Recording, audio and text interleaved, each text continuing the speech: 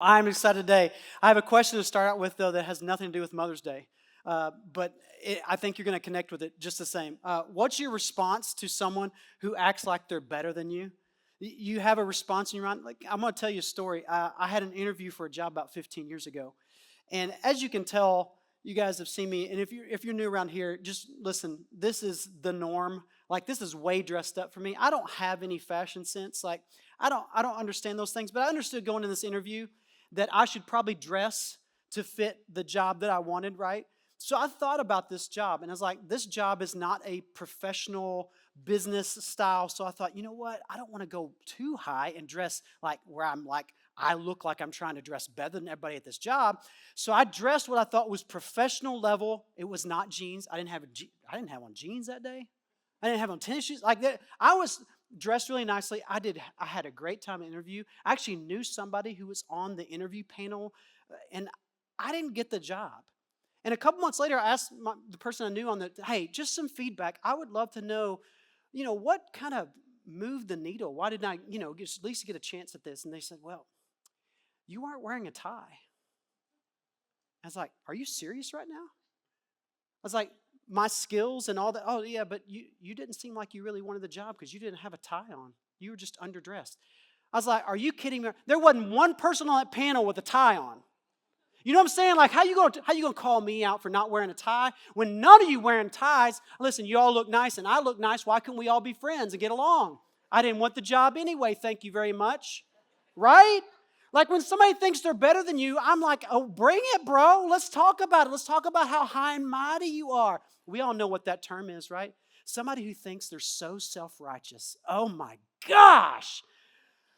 They just have this identity that says there is something about me that is righter than you. And I didn't put better, I mean righter. You know how people walk in the room and they're like, hey, you're right. I mean, you're right, but they know you're not right because they're right to her. You know the person I'm talking about. They are so snooty. They know the answers to everything. They know what's going on in your life before you do. Like they know all the things about you. So here's the question I've got for you that you all see coming. I'm going to go ahead and turn it around on you. When was the last time that you acted like you were better than somebody else? Oh, I don't act like I'm better than somebody else. I would never be self-righteous. Me neither. Right? Because I'm just right about things and they're wrong.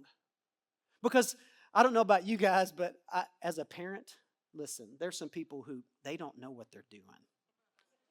And I watch them, and I'm watching my kids who are playing lovely together at the restaurant, and they're coloring and they're doing all the right things. And these other parents, their kids are going crazy, right? Oh my gosh, have you seen what their kids do on the ball field? Have you seen, right? We know what's going on behind the scenes. So listen, I know this is a hard topic, but let me just say, we've all been self-righteous, but it's hard to spot in ourselves because we want to think of ourselves as being right. And that's why self-righteousness has this idea of going from right to being righter than everybody else. And how does that all connect with where we've been? Well, let me connect up the dots for you. We've been in this series called Discovering Jesus. And here's the central question we've been asking ourselves to kind of get this series going. Is Matthew, Mark, Luke, or John a reliable account of actual events? In other words, the things that we read in the Bible about Jesus, does it help us understand why we believe what we believe? For those of us who follow Jesus, why do we believe that? And how do we know that it's verifiable? How do we know that something it's worth putting our trust and faith in? And that's what we've been discovering. And what we've been looking at is the book of Luke, specifically this writing done by Luke, who was not there in person with the things that Jesus did, but he wrote an account of Jesus' life. And so as looking at Luke, if you read Luke as a whole, if you just sat down this week, which I fully encourage you to do, and you just read Luke's account of Jesus' life and look at it, you're going to discover something about Jesus that maybe you've never looked before. And we've been looking at it for the last few weeks, and Matt did a great job in the first 2 weeks. If you didn't see it, he talks through how Luke put in the historical pieces that line up with things that are actually going on in secular history versus biblical history. It's all one history. It's all the same. It's verifiable. What Luke mentions, these other historians mention. So it kind of has a thread line through it. But we've also been discovering that there's something about Jesus and the way he responded in certain situations that makes him very, very different than we often think about him. Especially if maybe you're here for the first time and this is new to you. Listen, let me just say for you in the room that you're exploring faith and you're not sure about believing in Jesus, and man, I'm just not sure. I like the things that some of the things Jesus did, but you're going to love this because if you look across the whole book of Luke, you're going to discover four basic statements that I kind of came up with. I made this kind of up, but Jesus just made an impression on people in a different kind of way in his different interactions. Let me show you. First of all, I think he was a culture shifting person. And what I mean by culture shifting is when he stood up and said something, a lot of the leaders of his day, the Jewish leaders, we're going to see in the story we're going to read today in Luke, the Pharisees and the religious leaders of the day, they looked at what Jesus taught and sometimes did, and they were like, ain't no way that's right. In fact, sometimes Jesus was very offensive to them. He actually called them out for doing and saying things, and he would point them and say, God doesn't want you to be doing it that way. He wants you to be doing this way. And so Jesus was this very polarizing figure for a lot of people in Jesus' day. But also, on the flip side, you can't help but see that he was also absolutely liberating to a lot of people. There are a lot of people that heard Jesus, and for the first time, they thought of themselves as valuable. In fact, Jesus was hope-giving. For some people who had given up all hope for anything, of ever being connected to God again, Jesus cleared the way for them, and they had a way through. So if you look at it and you read, look, and you go, how could it be all these things at once? Here's how he could be all those things at once. Because Jesus made a claim that nobody should make unless they could actually back it up. Jesus claimed that he could communicate and demonstrate what God was really like. That's a big claim.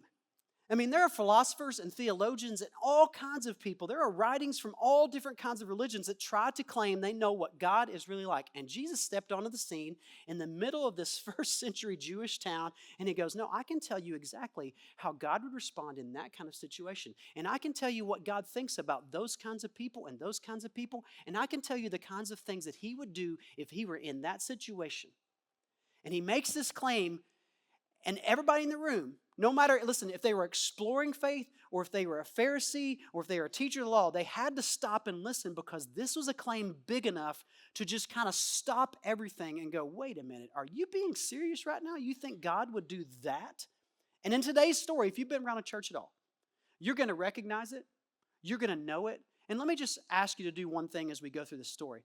Would you just maybe for a second think about the fact that this story reveals something about how God views people that may be very different than the way you view people. That's all I'm going to ask you to do. I don't care where you are in the spectrum of faith. Just consider for a second that what Jesus is telling us is true. And if it's true, what Jesus says about how God views people, it has to change the way that all of us in this room, no matter where we are in our faith, think about people. And may change the way we treat people.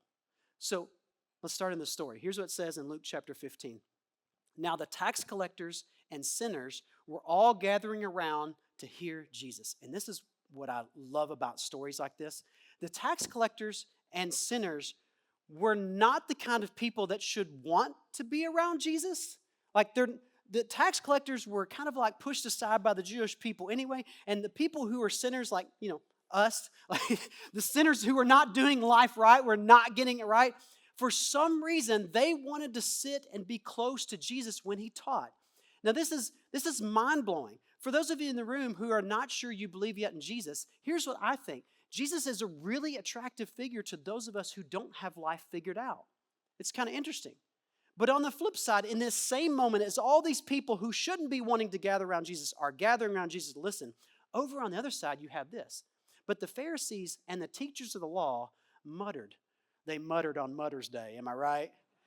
That was terrible. I shouldn't have done that. Let me explain what muttering is, just so you kind of get the feel of this moment, okay? Muttering is this. Have you ever been sitting maybe at a basketball game? Some friends just hanging out, enjoying the game, and then something really goes wrong in the game. And everything just falls apart, especially like for those of you who are UK fans. And just a whole season dies. You know what I'm talking about? Like you have all these hopes, and man, the first 5 games are great, and the next 20 are awful. And about the 12th game of that season, you're sitting with your friend watching this game, and you do this. Does he even know what he's doing anymore? Should we be looking for another coach? That's muttering. You see what I'm saying?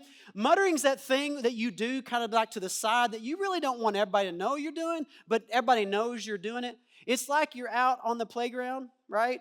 And you're looking at what other kids are doing, and maybe you don't even have kids yet. Gosh, I used to do this a lot. And you look at all the parents and be like, they are raising that kid? Good luck.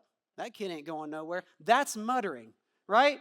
This sort of behind the scenes self-righteousness is just sprinkled through this moment. The Pharisees and teachers of law muttered. What'd they mutter? Here's what they muttered. This man welcomes sinners and eats with them. Can you believe this guy? Right? Let me phrase this because, none of you are pastors. Let me just tell you what's going on in their brain because I have a special view into what somebody like this could be thinking. Here's what they're thinking. Why would they go listen to that guy down the street? They won't come listen to us. Why are they letting him have all the attention? We're teaching them stuff too. They don't want to come listen to us. Jealousy in the middle of this whole thing. Here's another thing I think they're doing in this moment. I think they're looking at Jesus. They're going, well, he can't be teaching anything that's good. Because if all those people want to be around him and listen to what he's saying, he must not be teaching the truth. He must not be telling them what God really wants them to hear, or they wouldn't want to be around him because we know kind of people those are. How's he eating with all these people and hanging out? All this is going on in the background, right? And here's what I want to point out in this moment. In this moment, Jesus was righteous. In other words, throughout the book of Luke, if you look at it, the Pharisees and the teachers of law tried to catch Jesus doing something wrong all the time. They kept coming to him with, well, what would you do in this situation? And he would answer and they'd be like, oh, well, shoot, I hadn't thought about this way. And they never could catch him doing anything wrong. In fact, he treated people well all the time. He did everything exactly right. He was the only person in Luke, if you read Luke, he's the only person who does it right. He's the only one who's righteous.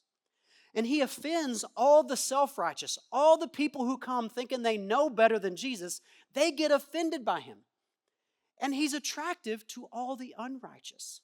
So my question for you is, before we continue on this story that he's telling, we're right in this middle of this moment. I want you to put yourself in the story. Which category are you in this morning? Are you in the righteous category? You're just doing everything right. Are you in the self-righteous category? You're looking at other people going, man, they're definitely getting it wrong. I think I might be doing it pretty good. In fact, I think I'm doing it better than everybody else here. Or are you in the unrighteous category? Man, I don't think I'm getting anything right. In fact, I'm not even sure I belong in a church. I think the lightning's probably going to strike this whole auditorium. It's going to burn up because I'm here, right? This unrighteousness we often feel, the guilt and shame, and we don't even feel like we're worthy to walk in front of God. Listen, you're in one of these three categories. And I just want you to think about it as Jesus launches into this set of three stories that are actually one story. And I know you've heard this story before, but Jesus jumps in. He says, suppose to the crowd, he looks at the crowd of all these different kinds of people, and he says, suppose one of you has 100 sheep and loses one of them. Doesn't he leave the 99 in the open country and then go after the lost sheep until he finds it? And all the shepherds in the room were like, yeah, of course you do. That's your livelihood. You go look for a sheep. And all of us don't get that, but let me make it real for you. You ever been in the airport and you lost a credit card? It's just a credit card. I got 5 more, right? No, you stop and you call the Uber driver, you call the hotel, you ask your wife, did I leave that credit card at home? You look for the credit card until you find it. Why? Because it has value. And Jesus looks at all the people in the room. Hey, y'all know about sheep. Y'all been around sheep enough. You know shepherds.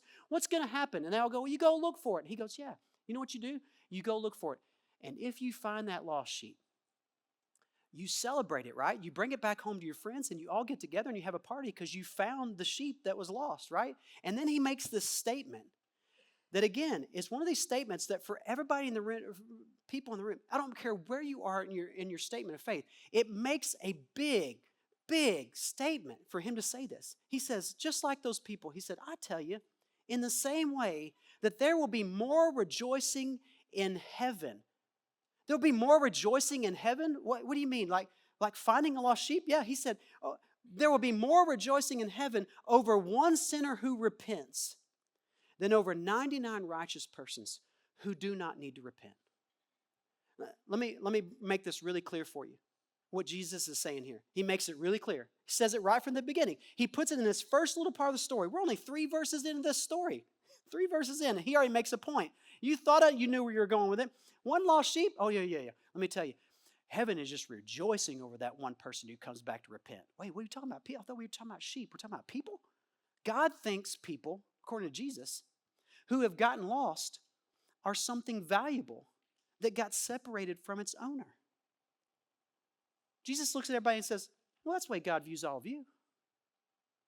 He views you either as somebody lost and you're valuable, and he's going to go looking for you and he's going to bring you back home because he's your owner. That's how he views you. And everybody in the room's like, I'm not. And Jesus doesn't even give them time to think. He finishes this part and says they're going to celebrate for one sinner coming home. And he goes, or let me just give you another example. Or suppose a woman has 10 silver coins. And you thought I wasn't going to include women on Mother's Day, right? But don't stop and miss this, though. He did an example for the men and their sheep. And now he turns to the ladies in the room who often don't get called out or talked to at all. And he looks at them all directly. Hey, ladies, what about you? Suppose you're looking for a silver coin and you lose one. Don't you light a lamp, sweep through the house and search carefully until you find it? Come on, ladies, what would you do? What do you do for that one coin? And everybody's like, well, it's only 10%. It's only one coin. Bro, what if you lost, this week you lost 10% of your gas money? You going to look for your gas money this week? Oh, nobody else worried about gas prices in here. Oh, okay. Oh, Richie Rich up in here. Okay. Well, one guy's worried about the gas prices, okay? So if 10% of my gas money's gone, I'm going to look for that gas money, right? You see what I'm saying? Like, this is valuable. Everybody in the room was going like, oh, yeah, she'd go looking for that. Yeah, definitely my wife. She'd go look for that coin. You know what I'm saying? Like, everybody's on the same page.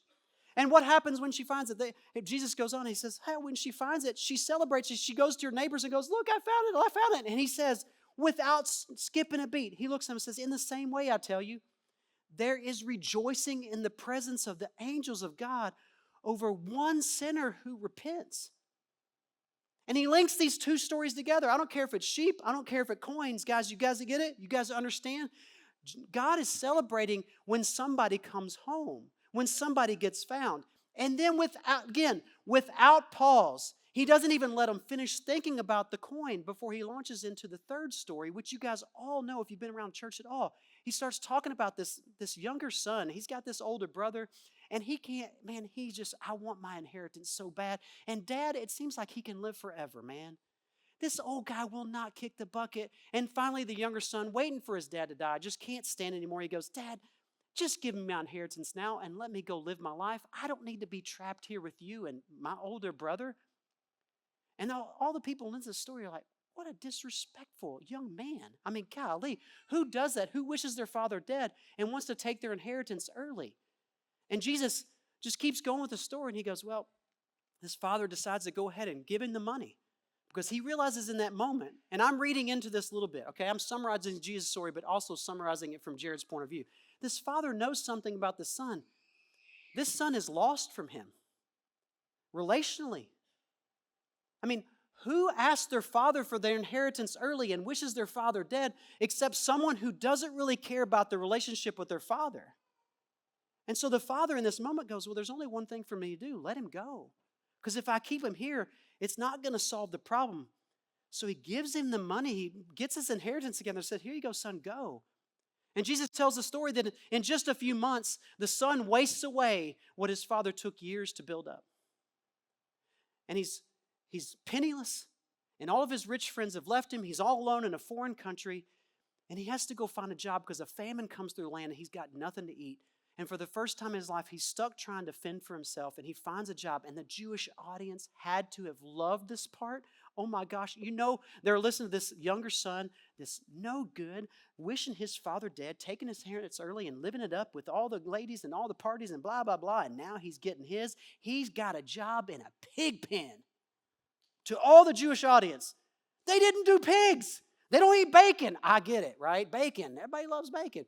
The Jewish they were unclean animals. You don't get around pigs. And here this little Jewish boy gets stuck in a pig pen. He's finally getting what he deserves.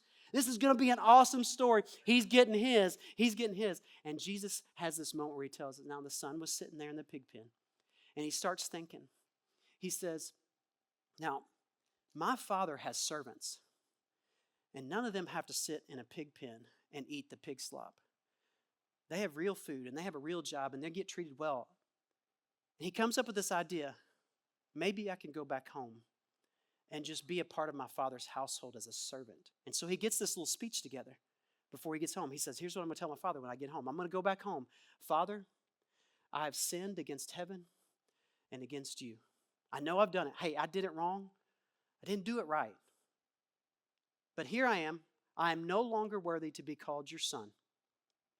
Make me like one of your servants. And he's got this speech ready to go. And you know the Jewish audience is like, dude, this is not going to work. There's no way this is going to work. He doesn't deserve anything from his father. If anything, his father should look at him and be like, sorry, bro, go back to the pig pen, make your own living. You've already got the inheritance I gave you. There's nothing left here for you. You can just hear him getting ready for this big moment where this guy gets totally blasted by his dad. And then Jesus stops in this moment. And he says something. Now listen, before I tell you what the Father says, and some of you know what the Father says, but I just want you to think for something. I want you to link these three stories together. The sheep, the coin, and the son. Jesus is trying to link something together in our minds that we often skip by. Jesus has been telling them how God responds to sinners. That's what he's been telling them. Hey, you know how people go after a sheep when it gets lost and they look for it? Because it's their livelihood and they find it and they celebrate it when it comes home. That's how God responds to sinners who come home and repent. And you know how ladies, they go look for a coin that they've lost and they'll look all over the house and they'll sweep through the corners and they'll get everything and they celebrate when they find it with their neighbors like, I found the coin, I found the coin.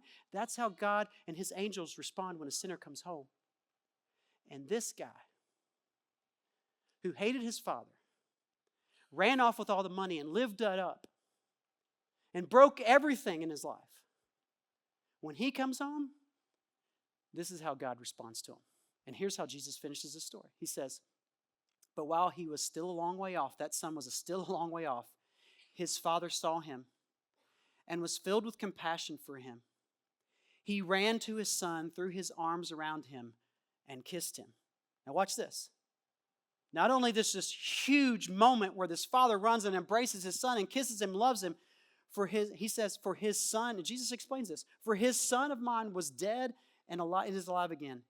He was lost and is found. And then this phrase that has appeared in the two other stories shows up in this story. Watch how powerful this is. So they began to celebrate. Listen, I don't know about you, but in this moment, I have to pause and think for a second. Wait, are you telling me God celebrates people who hate their parents and run off and waste all their money on wild living? Are you saying God still wants them to come home? Are you saying the people who cheat me at work and take the credit for the things that we do as a business and they take it all up in and they get the bonus, that God still wants them to come home? Are you saying my uncle, who is the crazy uncle at Thanksgiving, and he can't get off his high horse every time we get into politics, and he's just off running, and he's telling everybody else how to live, that God still wants him to come home? Yes. This is what floors the Jewish people, and this is what should floor us as a people. Jesus looks at us and says, this is the way God looks at people. So what do these three stories say about God views people? You got to decide this. What do you think these three stories say about how God views people? And is it going to shift the way you view people? Because if that's really the way God views people, isn't that going to shift the way you view people? When you go to work tomorrow, is it going to shift the way you think about the person you usually snub at work because they are just the laziest human being and they never carry their share of the work? And they sit on the sidelines and all they do is complain about how hard it is at home and how hard their kids are to raise and how hard their wife is to manage and how hard their mom is, blah, blah, blah. And you listen to a sob story all day and they never do any of the work. And you know what? You hardly ever talk to them because they're not worth talking to be honest. They don't do anything good. What? Just wipe that clean for just a second. What if you were the person who God has put in their life to remind them that they are still loved and that they're still valuable to their Heavenly Father? And you're like, but Jared, I don't even know if they believe in God. I know. But God sees every single sinner as lost from Him, who He wants to come home. And by the way, if that person came home, He would be celebrating. Would you? And parents, listen, I hate to call this out, but I've been this parent. When your kids are doing something on the ball field or out at the playground or in that restaurant or somewhere in public, maybe it's even in Walmart, and you've told them not to do it, and they say the thing they weren't supposed to say, or they do the thing you told them specifically not to do, rather than getting this self-righteous thing that's inside you, like, you're not going to embarrass me in front of all my friends out here on the ball field. I guarantee you're not going to do that again. Instead of acting that way, what if you stopped in the middle of that and thought, holy cow, my kid is lost from God, and I need to bring him home. And the only way to do that is to help them through this difficulty and to stand beside them and maybe go out there and correct them. But it's not about you. It's not about your reputation as a parent. I don't care what the other parents think about you. It's about that kid in that moment trying to figure out how they're going to navigate this weird thing that's going on that's not making sense to them. And obviously what you told them didn't help them navigate this really hard issue. So what if you slowed down and realize, oh, God, oh goodness, I'm being self-righteous. I need to stop in the moment and realize God made this child for me to care and love for. I got to figure out a new way to do this. Because if this is true, this changes everything about every single person you run into every single day and how you treat them and how you think about them. Because I guarantee you have categories for people that God doesn't have. Here's what I love about the story. Jesus knows what everybody in the crowd's thinking. So he brings in the older brother to the side. And the older brother comes up to brother. Okay, well, we're going to be there. He's muttering. The brother's muttering, right? The older brother comes in, and he goes to the dad, and he goes, Dad, why are you throwing a party for this good-for-nothing brother of mine? He's wasted everything you gave him. I've been here the whole time. You've never thrown me a party. Right? But we're all thinking it. Don't tell me you haven't thought it when your own siblings come home and they get the special dinner and you're like, what? He's been gone for 5 years. I get it. And he did too. And Jesus did too. And here's what he said. The father turns to the older brother and says, but we had to celebrate and be glad because, and I love this line, because this brother of yours, listen, for all of us who are folks who are following Jesus here this morning, let me just stop and say, you at one point were the younger brother. You found Jesus, and at some point, listen, you became the older brother, and you didn't even know it. You got comfortable in this wonderful thing that you call the family of God, and you got so comfortable in it that you now stand in a certain righteous position. One might call it a self-righteous position, where you can look at all the other sinners and go, well, they're just not doing it right. If they would do it the way I did it, they'd be fine. And that's not the point at all. How did you get into this family of God? Is it because you acted good and got so good that you made it in on your own merit? No. This is what's so unbelievable about what Jesus says about this moment. Listen, if you're not a follower of Jesus, let me just say the most attractive thing about the stories of Jesus to me is this. Nobody gets to earn their way in, but everybody gets invited in. And the father turns to the older brother and reminds him, this is your brother we're talking about, man. This is your brother. We had to celebrate because this brother of yours was dead and is alive. He was lost and he was found. You tell me, what are the categories that you're using for people that God does not use for people? These are the only two categories Jesus said God uses for people. They're either alive or they're dead. And I want to bring them back to life. And they'll come back home. I will give them full life. They are either lost or they're found. Now listen, if you're in here and you're not a believer of Jesus, you're like, I'm not sure I'm dead. I'm not sure I'm lost. I get it. Those are terms that we use to talk about this from Jesus' point of view. And the only reason I'm using the terms is because Jesus did it. And because we're trying to discover Jesus, we're trying to discover what Jesus thinks about people. And here's what he says. Even if you are far away from him and you're not sure and you're exploring and you have big questions and you don't know what to do with that, Jesus is saying, I just want you to say it. Jesus is saying, I want you to come home. And I will celebrate when you come home. So for all of us in this room, listen, what if we just this week would begin seeing every person as lost or found by God, and that was the only category he had? Wouldn't that change the way you treated people? Wouldn't that change the way you think about yourself? Remember those three categories? Righteous, self-righteous, unrighteous. Listen, what if we could all be comfortable with the fact that when God looks at us, he wants us to come home. we are lost without him. And listen, for those of us who are believers and we've come home, don't you want to be a part of the party? When someone comes home who's been far away from home, don't you want to be a part of the celebration rather than standing over the sideline doing the muttering thing on the sideline? Well, I can't believe they let him in the doors. He barely got in by the skin of his teeth. I'll tell you which person I'd rather be. I'd rather be in the party.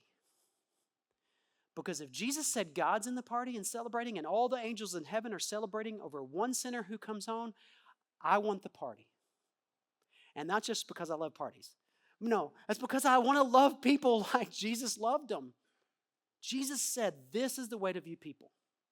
And I think it should shift everything. And listen, this last week of this series, next week, as we wrap this up, I just want you to know, as we've been discovering Jesus, I just want you to know, this is why when Jesus goes to the cross, he's not just doing something small. He's doing something for everyone.